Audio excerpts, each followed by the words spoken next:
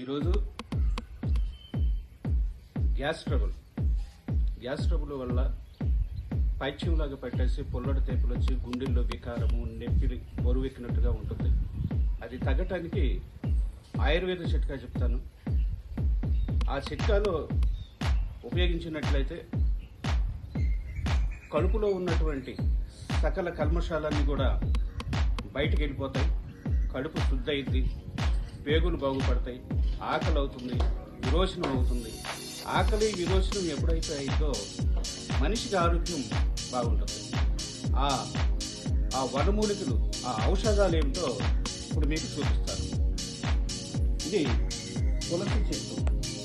ఇదే తులసి చెట్టు. ఈ తులసి ఆకులు ఖచ్చితంగా ఒక 5 ఆకులు తీసుకోండి. 1, 2, 3, 4, 5. ఈ 5 ఆకులు తీసుకోండి. ఈ విధంగా 5 ఆకులు తీసుకున్న తర్వాత మళ్ళీ ఇంకో 2 చూపెట్టాను. ఇంకొక ఆకు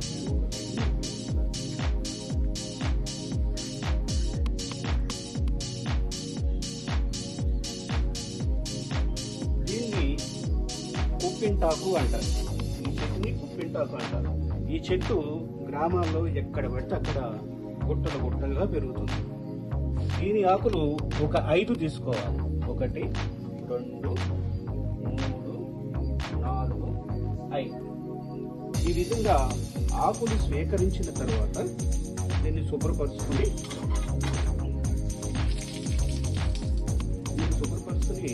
అలా నవిలేయటం. బాగా మెత్తగా నవ్వులేసి ఆ రసాన్ని లోపలికి మింగేసి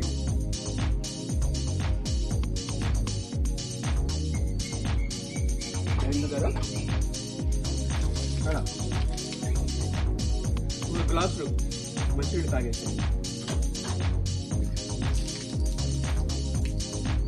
ఇలా చేస్తే కడుపులో ఉన్నటువంటి కల్మషాలన్నీ కూడా డిటాక్సేషన్ చేసేది.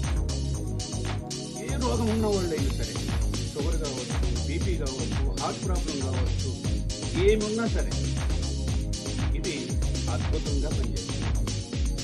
అంతేకాకుండా రోగ నిరోధక శక్తిని పెంచుతుంది, మోకాళ్ళ నొప్పులు తగ్గిస్తుంది, పంటి సమస్యలను తగ్గిస్తుంది.